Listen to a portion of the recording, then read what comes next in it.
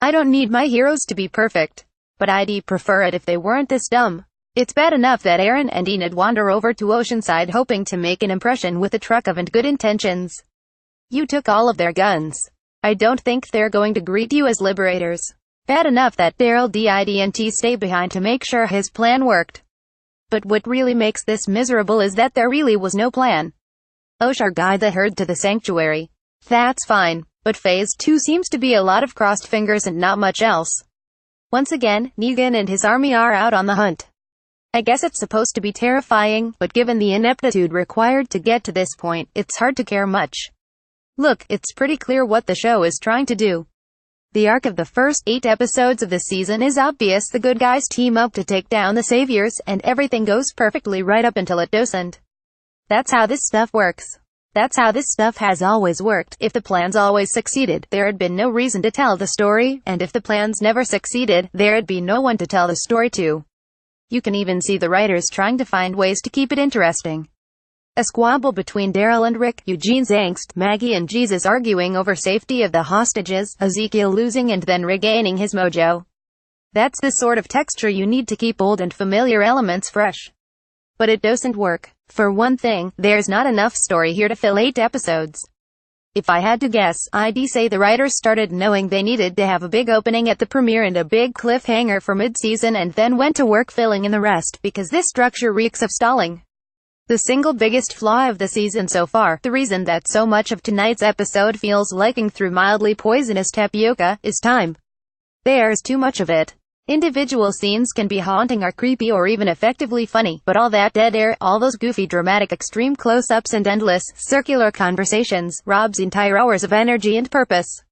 Hours like How It's Gotta Be, in which several dramatic and arguably cataclysmic events occur, and yet very little of it seems to matter.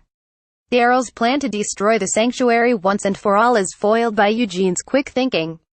Negan goes on the warpath, and both the kingdom and Alexandria fall. Maggie and her people lose their guns along with a guy named Neil, whose only character trait so far as I could tell was to say damn straight, oh, and then get shot, but she decides it's time to get hardcore, shooting one of her savior hostages and leaving a message on the coffin. The king gets captured. Eugene decides to help Gabriel after all. And, oh yeah, Carl gets bitten by a zombie. At least I think it's a zombie. It would be weird to find out that it was just some random savior, but the fact that a walker managed to dig its teeth into his torso and break the skin without getting any flesh is odd. That aside, this is a legitimately big deal. Carl was, if anything, even more than of an untouchable than poor, doomed Glenn, and his death is one of the few left on the show that would still have the power to shock. It's technically possible that the writers could blink on this one, but given that the reality of zombie bites has been a core part of the premise since the first season, one think it's such a standard presumption of the genre that I can't remember the first time it actually happened to someone on the show. I'd say he's a gunner. And while I won't exactly miss him, I have to give credit for the risk. And yet, the problem with playing this as a cliffhanger is that it isn't really.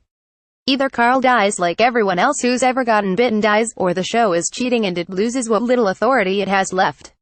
There's some meta tension there, I suppose, but that's not really the sort of tension you want. It's more distracting than engaging. In terms of suspense about the characters, it's similar to the Who Did Negan Beat to Death cliffhanger, because it's less about what happens next, and more about dragging out a surprise as long as possible. This is less of an obvious bad choice than waiting all summer to see Glenn and Abraham get wed, but it still speaks to what will most likely be the show's final, narrative crisis, trying to drag out what little story is left as long as possible. Because man, does this feel empty. Despite all the big events, so much of How It's Gotta Be is boring, and so little of it makes sense. Even if you could fix the pacing problems, you'd still be faced with the fact that Negan is suddenly back to force, and that despite having been trapped in their headquarters for, days, let's say days, the saviors are able to mount an immediate response. And you'd still have to explain why, despite Negan's assurances that he's the baddest of babes, that response is so relatively muted. Oh sure, it's not particularly friendly to burn Alexandria down, but given what happened at the sanctuary, this is almost proportional. That's an argument for another night, though. Or maybe never. I've talked at length about the show's secret crush on Negan, and I doubt that's going to change anytime soon.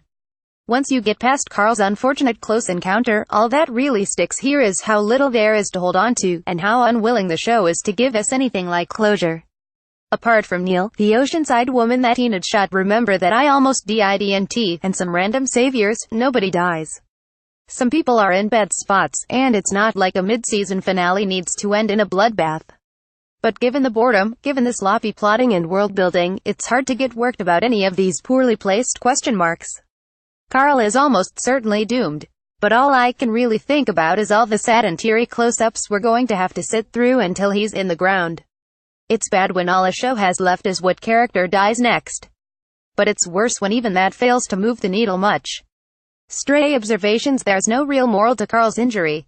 I guess you could say that the fact that he managed to bring back the guy Rick tried to scare off is a symbol of how to find hope even in the face of death or something, but given how things currently are in Alexandria, you wonder if that guy would have been better off on his own.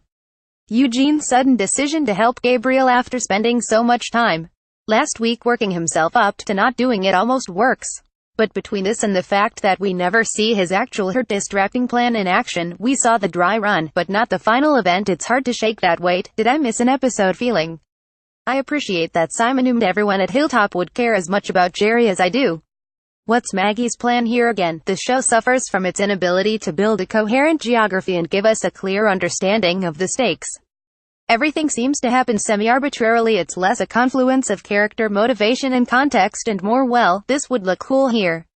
The fact that she shoots a hostage is clearly paying off the earlier arguments, but it's hard to tell if she's being a bold strategist or an idiot.